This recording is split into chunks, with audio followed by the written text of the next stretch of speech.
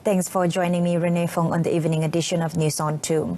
Inspector General of Police Tan Sri Muhammad Fuzi Harun says the United States government should immediately remove Malaysia from the K list issued over concerns about kidnappings in certain parts of the country.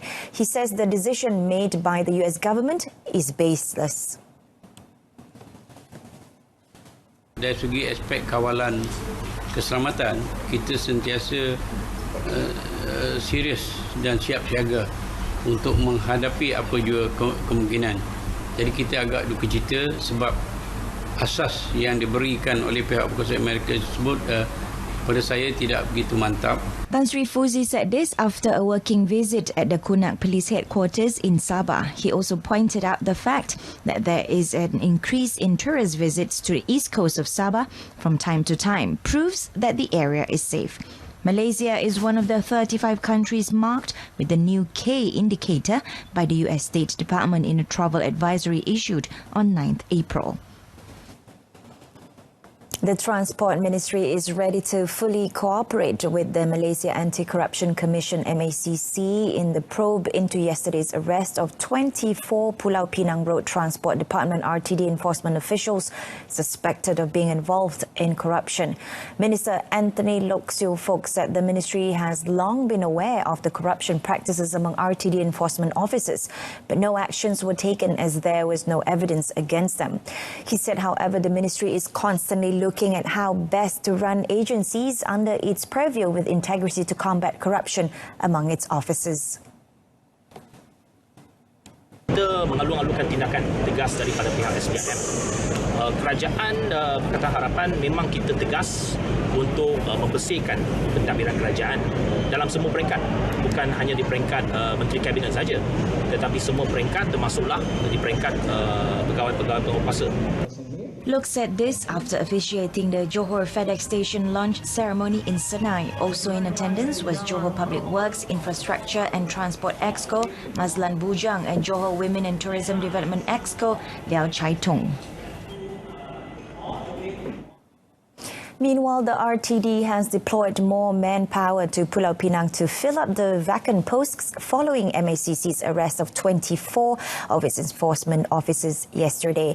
Its Director General, Datuk Sri Shahruddin Khalid, said the department had already sent the backup team from Perak and Kedah for the past 2 days.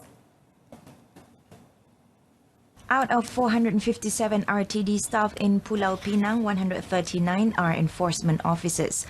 Datuk Sri Shahruddin noted that he would come down hard on RTD staff who were involved in corruption or abuse of power. He said integrity is something that the department will not compromise and they will give full cooperation to the MACC into the said case. Pulau Pinang Magistrates Court was reported to have allowed MACC's application to remand for 7 days 30 people, including the 24 Penang RTD enforcement officers, which will end on 23rd April. MACC also said it would conduct a second raid on Pulau Pinang RTD soon.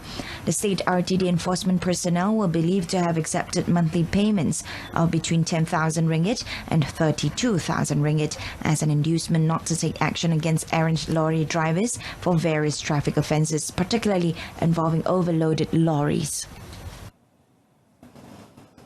Serdang police arrested a 27-year-old woman for drug trafficking in Klang Valley, simultaneously seizing a whopping 50 kilograms of ganja. Serdang Police Chief Assistant Commissioner Police Ismadi Borhan today said the seizure is the largest ganja loot ever made in Selangor to date. ACP Ismadi said the ganja, which was seized from a car bonnet, is believed to be from drug dealers in Kelantan and meant to be distributed to 5,000 to 10,000 drug users in the Klang Valley. Harga anggaran lebih kurang RM150,000 Malaysia. Suspek ini telah ditahan reman sehingga 23 hari bulan 4, iaitu selama 7 hari. Siasatan sedang dilengkapkan. Ada mobile lagi. He said the case is being investigated under Section 39, subsection B of the Dangerous Drugs Act 1952.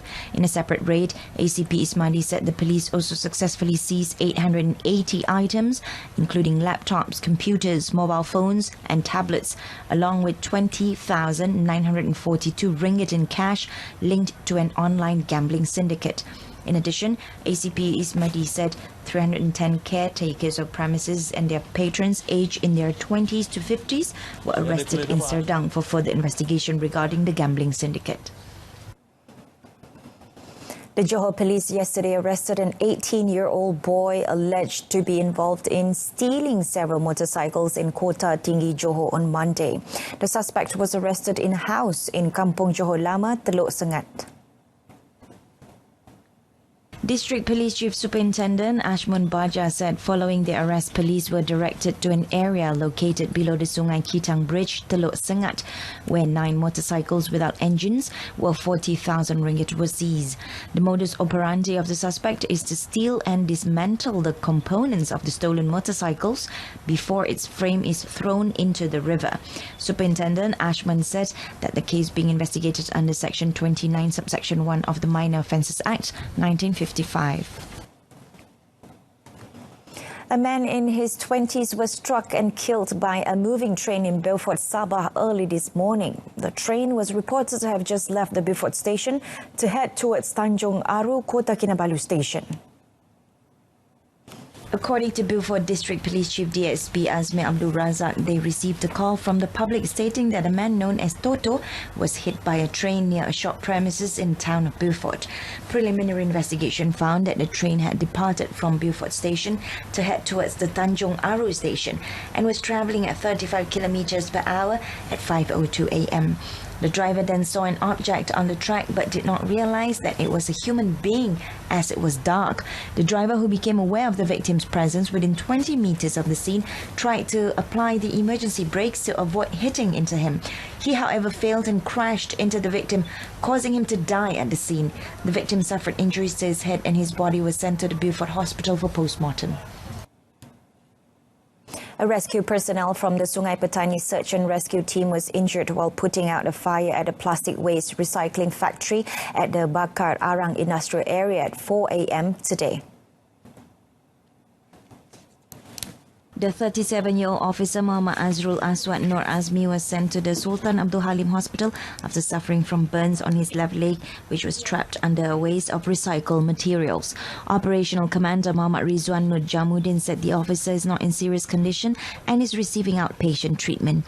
15 firefighters and rescue personnel from Sungai Petani Fire and Rescue Station and 6 personnel from the Tikam Batu Fire and Rescue Station and Aman Jaya rushed to the location soon after receiving a call regarding the incident. No casualties were reported and the cause of the fire is still under investigation. The success of bringing down the cost of the East Coast Rail Link ECRL project should be highlighted by the government for the benefit of the country and Rakyat. Firdaus Rosli, Director of the Institute of Strategic and International Studies, ISIS, says the structure of the project's cost should be explained to the Rakyat to instill interest from investors.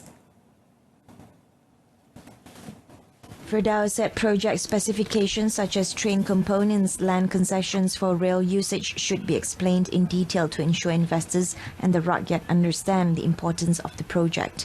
Apa yang perlu ditunjulkan lagi mungkin ialah apa akan kerajaan buat setelah projek-projek mega seperti ini, seperti ECRL, High Speed Rail dan Penang Transport Plan dan sebagainya.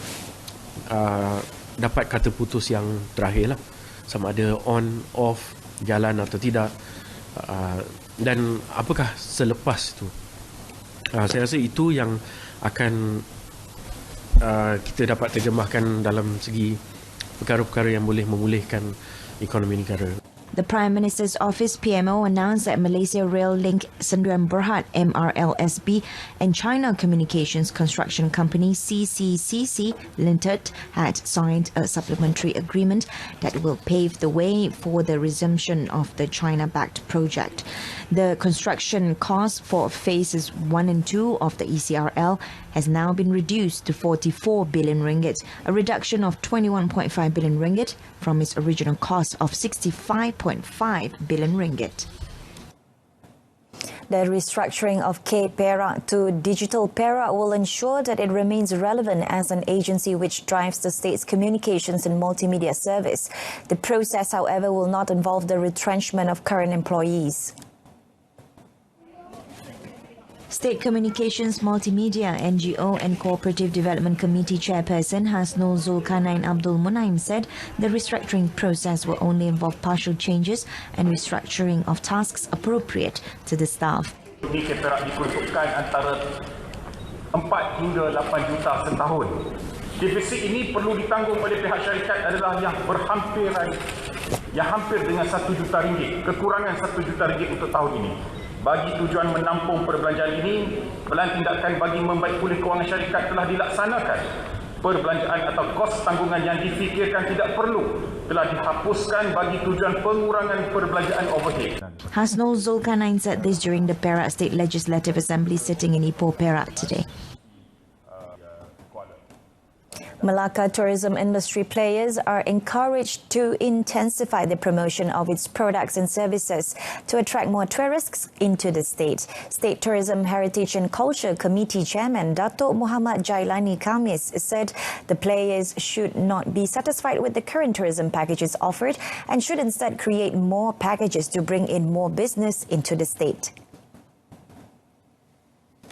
Dah setahun saya cakap, pendekatan industri tourism Melaka ni ialah about integrasi. Kena buat pakej-pakej baru, jangan berpuas hati dengan pakej yang sedia ada. Lepas tu kena sentiasa berurusan secara kerjasama dengan pihak kerajaan dan swasta juga. Datuk Muhammad Jailani said tourism industry players under the federal government, private agencies and the state government should also work together in promoting the Visit Malacca Year 2019.